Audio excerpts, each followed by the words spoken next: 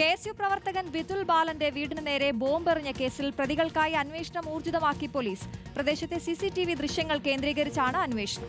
പ്രതികളെക്കുറിച്ച് പോലീസിന് സൂചന ലഭിച്ചിട്ടുണ്ടെന്നാണ് വിവരം. വിതുലിന്റെ വീടിന് പോലീസ് സുരക്ഷ ഏർപ്പെടുത്തി.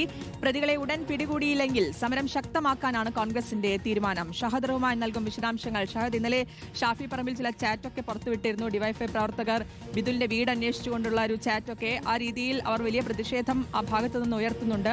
അപ്പോൾ വിതുലിന്റെ വീടിന് നേരെയുണ്ടായ ആക്രമണത്തിൽ പ്രതികളെക്കുറിച്ച് എന്തെങ്കിലും സൂചന ലഭിച്ചിട്ടുണ്ടെന്ന് തന്നെയാണോ മനസ്സിലാക്കുന്നത് പോലീസിന്? തീർച്ചയായും പോലീസിന് ഇതുമായി ബന്ധപ്പെട്ടുള്ള സൂചനകൾ ലഭിച്ചിട്ടുണ്ട് എന്നുള്ളതാണ് നമുക്ക് മനസ്സിലാക്കാൻ സാധിക്കുന്നത്. പക്ഷേ പോലീസ് കുറച്ചുകൂടി തെളിവുകൾ ശേഖരിക്കുകയാണ്. പ്രധാനമായിട്ടും ഈ CCTV ദൃശ്യങ്ങൾ കേന്ദ്രീകരിച്ചാണ് ഈ അന്വേഷണം നടക്കുന്നത്. വിതുലിന്റെ വീടിന്റെ ചുറ്റിലും CCTV ക്യാമറകൾ സ്ഥാപിച്ചിട്ടുണ്ട്. ഒപ്പം തന്നെ സമീപ പ്രദേശങ്ങളിലൊക്കെ തന്നെ CCTV ദൃശ്യങ്ങളുണ്ട്. അപ്പോൾ അതിൽ നിന്നുള്ള എല്ലാം ദൃശ്യങ്ങളും ശേഖരിച്ച് പ്രതികൾ ആരാണ് എന്നത് സംബന്ധിച്ചുള്ള ഒരു കൃത്യമായിട്ടുള്ള അനുമാനത്തിലേക്ക് പോലീസ് എത്തിച്ചേരുന്നു എന്നുള്ളതാണ് നമുക്ക് മനസ്സിലാക്കാൻ സാധിക്കുന്നത്. പക്ഷേ ഇതുവരെ ആരെയും കസ്റ്റഡിയിൽ എടുക്കുകയോ അറസ്റ്റ് ഉൾപ്പെടെയുള്ള നടപടികളിലേക്കോ പോലീസ് നീങ്ങിയിട്ടില്ല. മാത്രവുമല്ല, ഈ സംഭവവുമായി ബന്ധപ്പെട്ട് നമുക്കറിയാം, വിതുല് കഴിഞ്ഞ ദിവസമാണ് ഈ റെയിൽവേ സ്റ്റേഷനിൽ ആരോഗ്യമന്ത്രി വീണ ജോർജിനെ കരിങ്കൊടി കാണിക്കുകയും അതുമായി ബന്ധപ്പെട്ട റിമാൻഡിലാവുകയും ചെയ്തിട്ടുണ്ടായിരുന്നത്. അതിന് തൊട്ടുപിറകെയാണ് ഇത്തരത്തിൽ ഈ ഒരു ആക്രമണം ഉണ്ടാവുകയും ചെയ്തിട്ടുള്ളത്.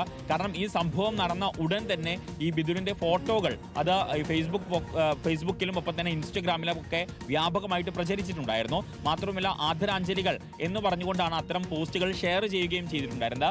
ആ ഘട്ടത്തിൽ തന്നെ ആ വീടിന് സുരക്ഷ ഏർപ്പെടുത്തിയിട്ടുണ്ടായിരുന്നു. പക്ഷേ ആ സുരക്ഷയും ഭേദിച്ചുകൊണ്ടാണ് ഇത്തരത്തിൽ ഈ രണ്ട് യുവാക്കൾ ചേർന്ന് ഈ ബോംബ് എറിഞ്ഞിട്ടുള്ളത്. അപ്പോൾ അത് പോലീസിന്റെ വീഴ്ച കൂടിയാണ് എന്നുള്ളതാണ് കോൺഗ്രസ് പറയുന്നത്. മാത്രവുമല്ല, സമീപകാലത്തെ ഒരുപാട് സംഭവ വികാസങ്ങൾ ചൂണ്ടിക്കാണിച്ചുകൊണ്ട് ഈ കോൺഗ്രസ് ഈ വിഷയത്തിൽ പറയുന്നത്, അതായത് സമീപകാലത്തുണ്ടായ പ്രതികൾക്കായി അന്വേഷണം ഊർജിതമാക്കിയിരിക്കുകയാണ്. ഷഹദ് റഹ്മാനാണ് വിശദാംശങ്ങൾ നൽകിയത്.